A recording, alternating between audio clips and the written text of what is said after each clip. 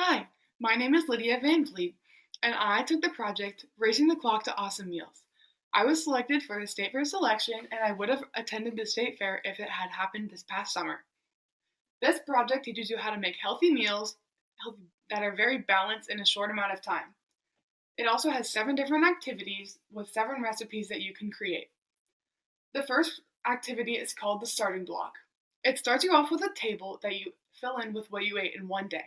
The categories are grains, veggies, fruits, milk, meats, oils, and other. And you just fill in what you eat and what category it would be in. So if you had a ham sandwich, it would be bread and meat and veggies if you put lettuce on it or something like that. I found out that I eat really healthy and I really enjoy eating fruits and veggies during lunch and dinner and especially during snacks.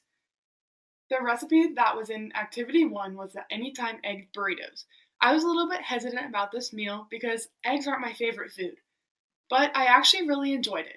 We had them for dinner one night, so we had breakfast for dinner, and they were really easy to make and they tasted really good. They had onions and peppers, and you could add more if you wanted to, and I added cheese and salsa, and they tasted super good. The next activity is called Jumpstart Your Day. I analyzed 3 different types of breakfasts listed in the book, and I figured out what nutrients were in all of them. I also posted a list of healthy breakfasts on my fridge, such as omelets, toast, mixed fruit, and then milk or juice as a drink. We made pumpkin muffins for my family, and they all enjoyed them. These muffins were very moist and very tasty. The third activity was called Possibilities, and pasta is one of my favorite foods. I looked online and compared 3 different types of pastas. There were not a big difference in cost per servings, and I thought that the taste of all 3 were great.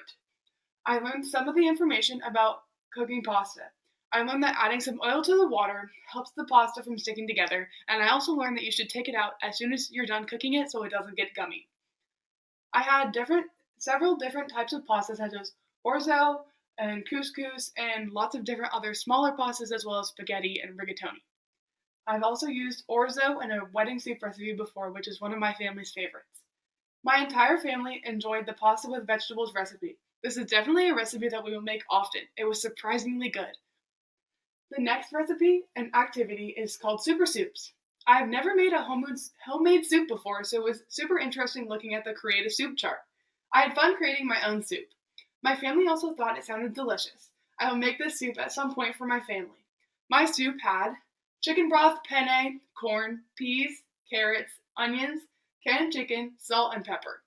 Since it's summer, we tend to not eat a lot of soups, but I'm looking forward to creating my own homemade soup this winter.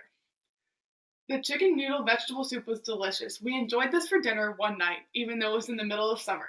I found it very easy to make my own soup and liked it better than canned soups that I had tried before. The fifth activity is called plandovers. I had not heard the term plandovers before, but it makes a lot of sense to think like this when you cook.